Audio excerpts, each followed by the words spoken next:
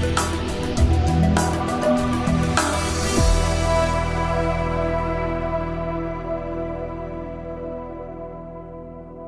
day, my name is Elfreda Jonker. I'm the Client Portfolio Manager at Alphinity Investment Management. Today I have Trent Masters with me. He's one of our global portfolio managers and he is currently in the midst of the second quarter reporting season. So we'll just be talking a little bit about what are some of the key themes we're picking up. So Trent, as a starting point, we're about 70% of market cap through the reports, and from the top level it looks really strong, but there's a lot happening under the surface. Can you give us a bit of insight into what you're seeing? Yeah, no, you're right, Elfreda. It's been volatile, but in general you'd say it's been a good reporting season. I think it's around 63% of companies have beaten expectations, and that's around a 25-year high. And of companies updating guidance, I think it was 56% of that have actually raised guidance, and again that's very high versus average. What has been a little bit unusual is that the share price reactions, and I think part of this is due to the bar had been fundamentally lowered during Q1 with all the uncertainty around tariffs. Yeah. And so normally you see about 100 basis points of stock outperformance if they do beat. Now this time around we're only seeing about 55 basis points.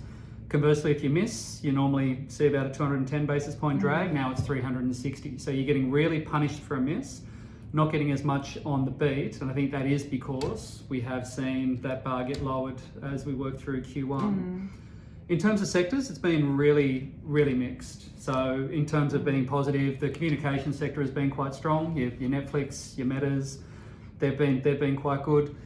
Financials has been really strong. Your JP Morgans, Morgan Stanleys, European banks have been quite strong in that mix as well. And also in terms of IT, the Microsoft result was an absolute monster. And then it still is quite bifurcated, the AI haves and have-nots in that IT space. Some of the weaker areas, well, healthcare, we've seen the carnage that's washed its way through Novo and all the policy changes in the US that's hurting a lot of those healthcare stocks. And also on top of that, consumer. There's been some real patches of consumer, your Chipotles and your Lulus and quite a few others have shown a bit of distress. So quite a lot happening below the surface, and if we look at sort of the expectation into next year, the overall market is still looking for very punchy numbers. What do you make of what you're hearing from companies as they report now? Yeah, look, and that is the key question for us because the market is starting to lift its eyes towards 2026, and coming through this reporting season, you are actually seeing some earnings upgrades for 26, but we are still 3% below where we were when we started the year. Yeah. In terms of 26, as you say, those expectations for growth, both the S&P, MSCI World looking for 13% EPS growth, that does feel a little bit punchy, especially given we haven't seen the impact of the tariffs wash their way through. It's only now that companies are talking about whether they do cost cuts, whether they adjust pricing. So I think we'll start to see those margin issues start to work their way through companies as we move towards the end of this year and then more fully reflected into 2026. And especially if you think about how expensive some of these companies are, they're pricing in a lot of upside already. Yeah. So let's still to what's your favorite sector? Yes. Technology. So most of the mags have reported by now, and obviously some of the other names in tech that we own. Can you give us a summary of some of the major themes, particularly in those big hyperscalers, and what you picked up and what you like and what you don't like? Yeah, definitely, Alfreda. So in terms of the Mag7, as a cohort, the growth this time around was really strong. As a group, they grew 26% this quarter. The non-Mag 493, I think, grew 4%. So that differential was quite extreme. In general, most of the reports were quite good, but there are still some structural concerns around a couple of them, like Google and Apple. So if I was going to rank them, I'd say in terms of the results, Meta was the best, then Microsoft, Google, Apple, Amazon, and Tesla. That core business is really seeing some distress. In terms of Meta, the algorithm gets better. The algo gets better, you spend more time on Facebook and Instagram, they push more ads through, they can charge more for it. So that result was quite remarkable.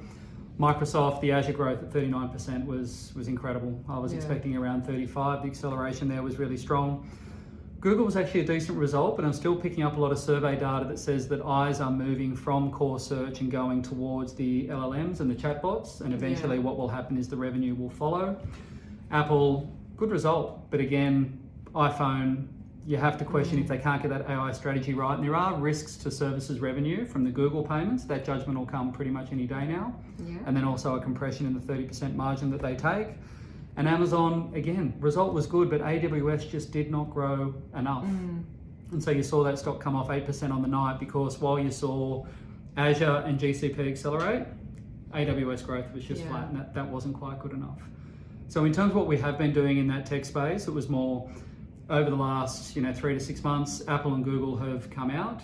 We have added Meta recently, but then there's been a redistribution towards companies like Tencent, Amphenol, which does a whole lot of connectors.